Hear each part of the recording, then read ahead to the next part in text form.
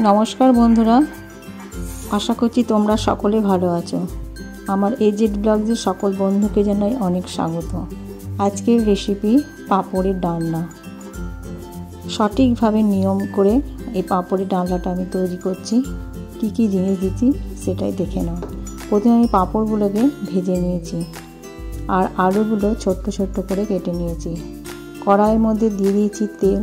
তেলটা গরম হয়ে গেলেই দিয়ে দেবো সেই ছোট্ট ছোট্ট কেটে রাখা আলুগুলো দিয়ে আমি বেশ কিছুক্ষণ নেড়ে নেব। একটু সময় ধরে রান্নাটা করবে, তাহলে টেস্টটা খুব বেশি হবে। আলুগুলো বেশ আমি 2-3 মিনিট ধরে নেড়ে নিয়ে এর মধ্যে দিয়ে দিলাম অল্প পরিমাণে জিরে গুঁড়ো আর একটু হলুদ গুঁড়ো। জিরের গন্ধটা যাতে কাঁচা না থাকে ততক্ষণ পর্যন্ত নেড়ে নিতে হবে। সাথে দিয়ে দিলাম আরেকটি মশলা, সেটা হলো সবজি মশলা। এরপর এটাকে ভালো করে কষিয়ে নেড়ে নেওয়ার পরে যেহেতু তলা একটু লেগে যাচ্ছিলো ওই জন্য একটু জল দিয়ে দিলাম। আবার এটাকে কষিয়ে নিলাম। দিয়ে দিলাম 2 কাঁচা লঙ্কা। একটু ঝালের পরিমাণটা কমই দিলাম, কারণ পাঁপড়ে আমাদের প্রচুর ঝাল আছে। এই পাঁপড়টা লিজ্জত পাঁপড় গোলমরিচ দিয়ে তৈরি। এরপর ভালো করে কষিয়ে নাড়া হয়ে গেছে। দিয়ে দেব পরিমাণ মতো জল, বেশ যেন গা মাখা থাকে আর আলুটাও যেন সেদ্ধ হয়ে যায়। যাই হোক, জল দিয়ে আমি এটাকে ঢাকনা দিয়ে দিলাম।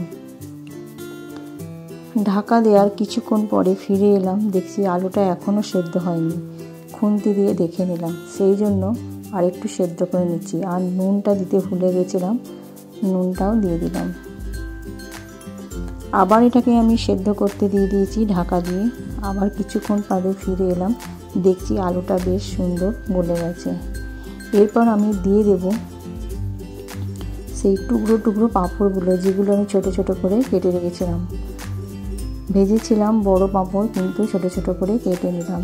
এরপর দিয়ে এটাকে বেশ কিছুক্ষণ নাড়াচাড়া করতে হবে, তাহলে এটা কী হবে, একসাথে মিশে যাবে। ভিডিওটি যদি ভালো লাগে অবশ্যই লাইক, শেয়ার, কমেন্ট করতে ভুলো না। আর যারা আমার চ্যানেলটিকে এখনও সাবস্ক্রাইব করেনি তারা চ্যানেলটিকে সাবস্ক্রাইব করে দিয়ে পাশে থেকো। ফিরে আসবো আবার কোনো নতুন ভিডিও নিয়ে। আর তোমরা বাড়িতে অবশ্যই তৈরি করে কমেন্ট করে জানিও। এরপর আমি পাঁপড়ের তরকারিটা একটা অন্য পাত্রের মধ্যে ঢেলে নিচ্ছি।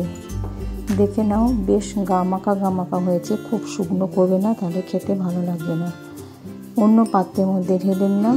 ফিরে আসবো আবার নতুন রেসিপি নিয়ে। তোমরা ভালো থেকো, সুস্থ থেকো আর আমার ভিডিওটা প্রতিদিন দেখতে থেকো।